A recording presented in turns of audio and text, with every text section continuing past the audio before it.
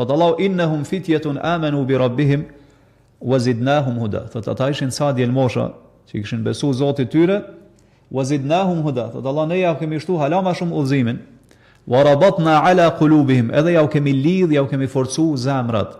Mirë, çka kanë bërë këta djelmë që me meritu këtë lavdrim të madh nga Allahu subhanahu, këtë mbrojtje për kujdesje nga Allahu, kanë ik vëzër me fe, e kanë rujt çka fen, jën largu nga njerëzit, s'kan mujt me ndiku ma të këta, edhe janë largu se janë tut për fenë vet, edhe nga ram janë shirk, edhe nga humbja e fetarisë dhe tauhidit.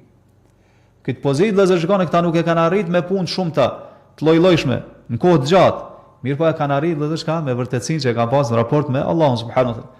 Urrëtin që e kanë pas ndaj shirkut edhe ndaj gjunaheve. Që aso s'kan dash mu përzi me njerëz tillë. Që kjo ka qenë ajo që kanë mujt me e ban atë kohë, edhe e kanë vepru. Andaj e kanë arrit vëzër këtë pozitë.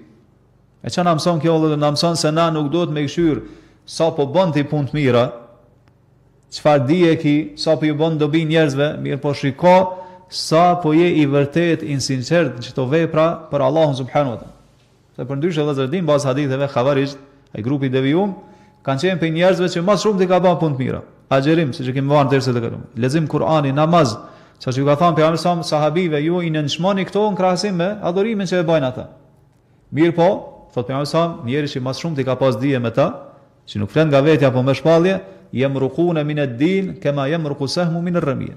Me gjithë këto adhurime, thot dalin prej fesë. Qysh del domon ai harku, domon am për tej kur e godet sakun.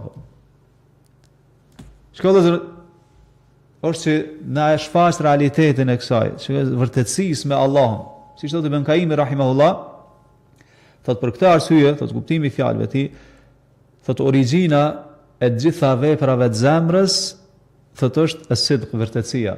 Ndërsa të kundërta të vërtetësisë, siç është thot, siç është syfaqësia, vetpëlqimi, mendjemadhësia, mburrja, dembelia, thonë ai njeri pa aftësia ka shipun vetë mira, jo trimëria, nënçmimi, thot gjitha këto thot origjina atyre që është kedhib, është rana.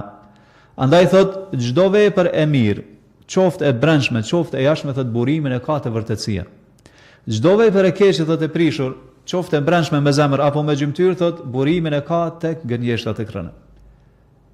E pastaj thot Ibn Kaimi rahimahullah, thot Allahu e shpërblen njerin e vërtet, qysh e shpërblen, thot jam mundson që ai me ndërmarr ato punë ku e ka dobin këtë botë edhe në botën tjetër. Kur që na e përmbyll, Ibn Kaimi thot dobitë e botë dunjas edhe ahiretit nuk tërhiqen drejt njerit me diçka sikur vërtetësia. Ndërsa thot prishjet, damet, dëmtimet në këtë botë edhe në botën tjetër nuk arrihen me diçka sikur rrena.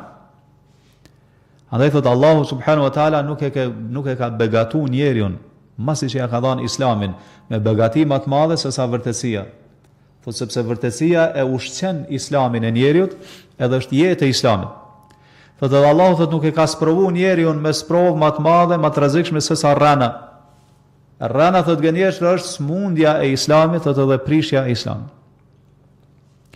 Na mjafton vëllezër neve me ditë në gjendjen e madhe që e ka vërtetësia dhe njerëzit e sinqertë të vërtet, se Allahu në Kur'an na ka urdhëruar që me kanë me ta, me u përmbajt rrugës tyne, metodologjisë tyne, edhe me ecë sikur ta.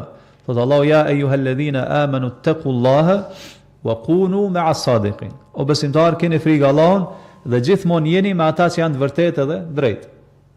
Ky ajet vëllezër na tregon për vlerën që ka vërtetësia edhe çfarë pozitë ka te Allahu subhanahu wa taala.